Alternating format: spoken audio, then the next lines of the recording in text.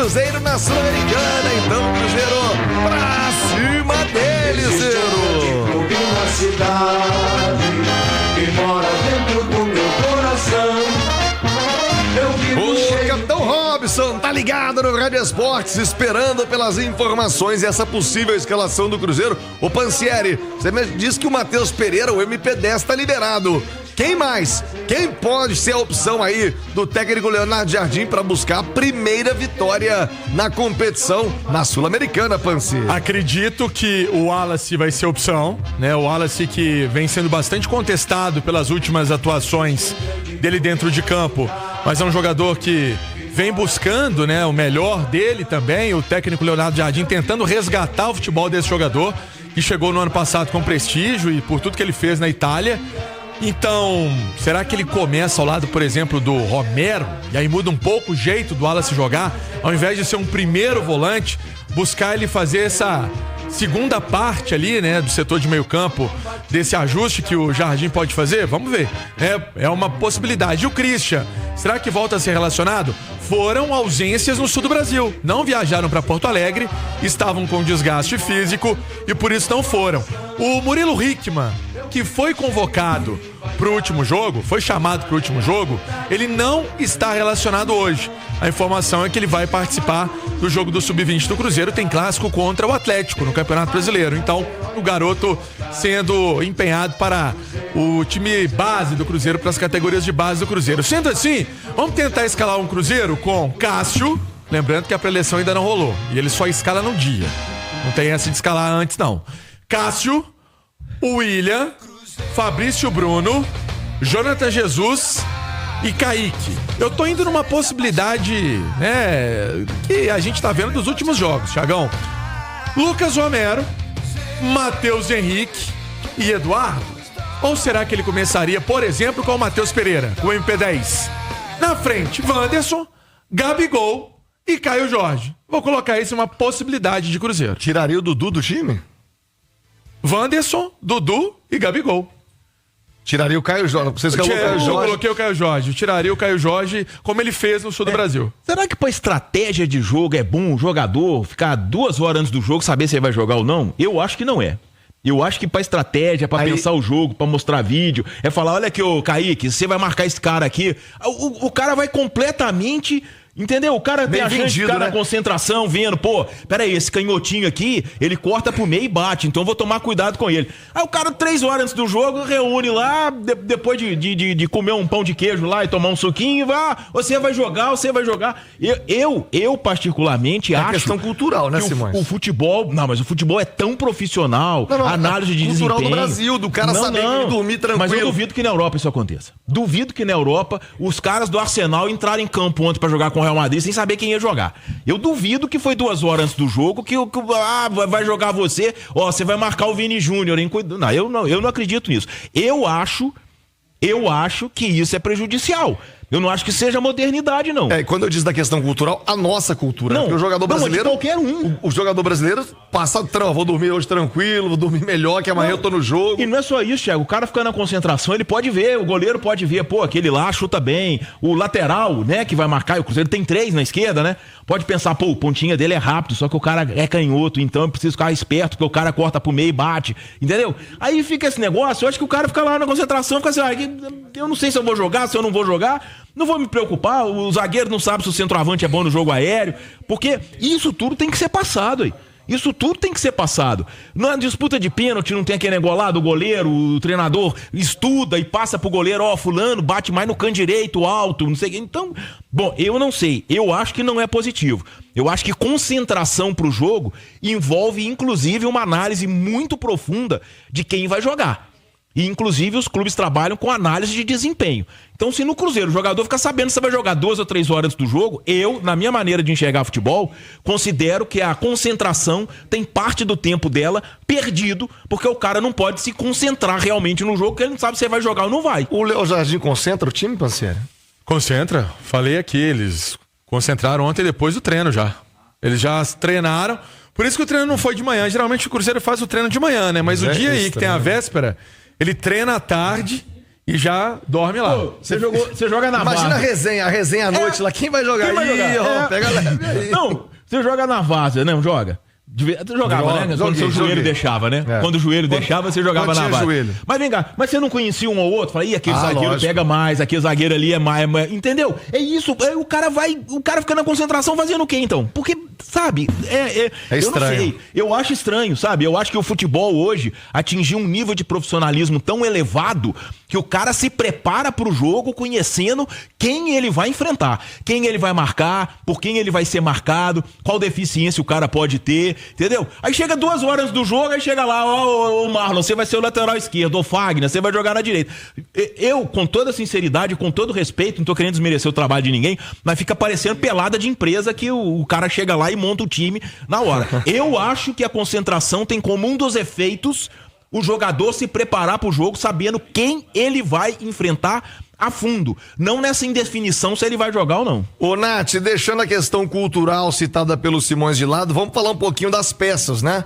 Porque você tem o Matheus Pereira, imaginemos que o Matheus vai jogar pela qualidade dele, se ficar de fora porque não vinha jogando, também faria todo sentido, né? Afinal de contas, estava aí se dedicando à questão pessoal do seu filho. O Pansieri escalou um ataque de Wanderson, Dudu e Gabigol para colocar o Matheus Pereira. Se não tem Matheus Pereira, Wanderson, Dudu, Caio Jorge e Gabigol.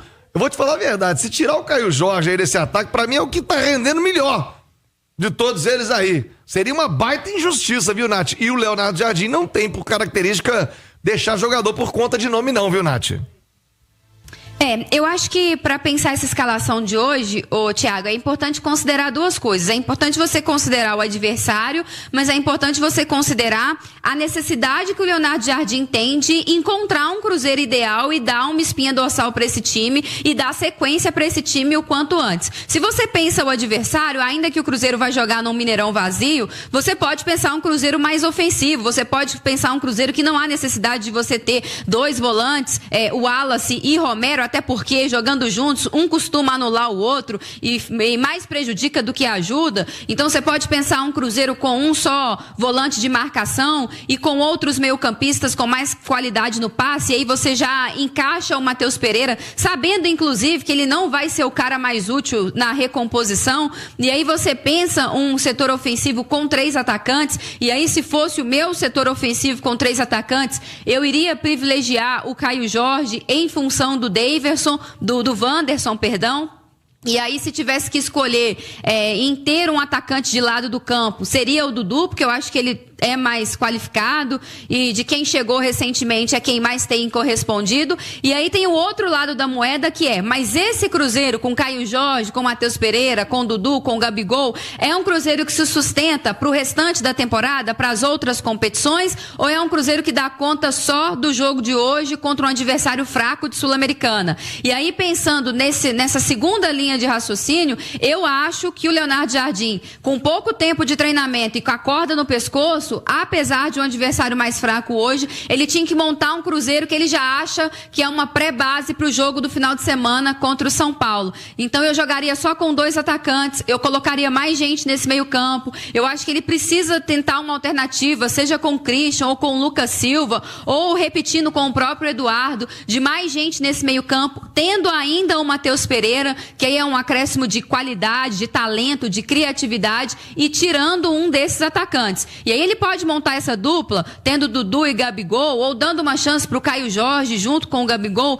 não sei, aí vai da observação dele, do merecimento também, do momento, mas eu acho que ele precisa repensar esse Cruzeiro, já visando também o futuro. Ô, Nath, você falou sobre continuidade, né? Ter um time, uma espinha dorsal, que eu concordo plenamente com você, até por característica de jogadores, de entrosamento, mas eu me lembro, posso até estar enganado, mas eu me lembro da apresentação do Leonardo Jardim, em que ele foi muito claro ao vivo aqui no Rádio Esportes.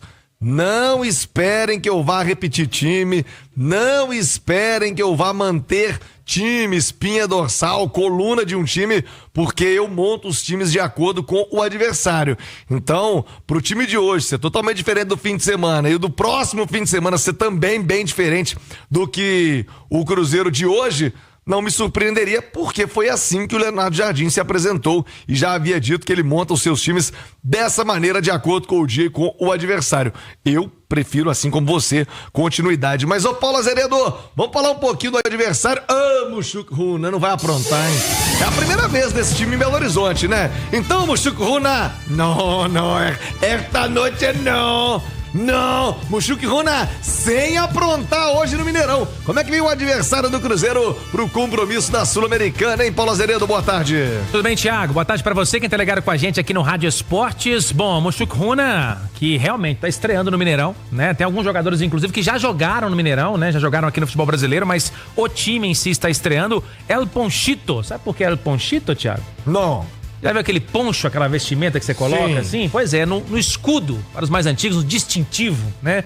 Lá do Muxuco Runa, é um jogador com um poncho. Então é o pequeno poncho, é considerado lá no Equador, o time do Muxuco Runa, que estreou na competição sul-americana com vitória em casa, frente ao Palestino, 3-2. É o 8º colocado do campeonato equatoriano, tem 8 pontos em 9 jogos e que vem no 4-4-2. O Simões falava dos pontinhas aí, ó. Realmente, pelo que a gente pegou de informação com a imprensa equatoriana, o forte do time é utilizar o lado do campo. Ele aproveita a velocidade dos seus pontas. Tem como principal arma o lateral Ángel Gracia, que é um dos melhores cobradores de falta do Equador, considerado assim pelos jornalistas de lá. E também o Brian Bentaberri e o Reni Simisterra, que são bons cabeceadores. Então, o time do Muxuco Runa, que treinou ontem na Cidade do Galo, deve ir a campo com a seguinte equipe: Fomento, Akin, Bentaberri, Quinteiros e Garcia. O Dávila ou Arce, Orihuela, não é aquele do Cruzeiro, tá? É outro, que jogou pela Chapecoense. Tapiero e Penilha, Simisterra e Caicedo ou Miranda. Este é o time do Muxuco Runa, que é modesto no Equador, mas que vem para tentar complicar a vida do Cruzeiro nesta Copa Sul-Americana, viu, Thiago? Você falou de jogadores que atuaram no futebol brasileiro, não reconheci nenhum. O Orejuela, mas jogaram em times menores, né? Assim, de medianos do futebol brasileiro, né? São 5 jogadores. O Orejuela, o Penilha, o Angulo chegou a jogar no Santos um tempo, 2022, se eu não estou enganado. O Angulo jogou por lá. O Akin, que é boliviano, e o Bruno Miranda. A Chapecoense teve mais jogadores, né? O Angulo jogou pelo Santos, o Penilha jogou pela Chapecoense 2017, chegou a atuar aqui no Brasil pela primeira vez. O Bruno Miranda teve passagem pelo Guarani e o Akin defendeu a Ponte Preta. Tem alguns jogadores que passaram por times medianos e somente o Santos, realmente de gigante, o Angulo passou por lá. Não me lembro de nenhum deles e tomara que hoje nenhum deles tenha sorte. Muxuco Runa, esta noite é não. Tem que dar o Cruzeiro, né? Tá na hora do Cruzeiro vencer aqui no Mineirão nessa Copa Sul-Americana.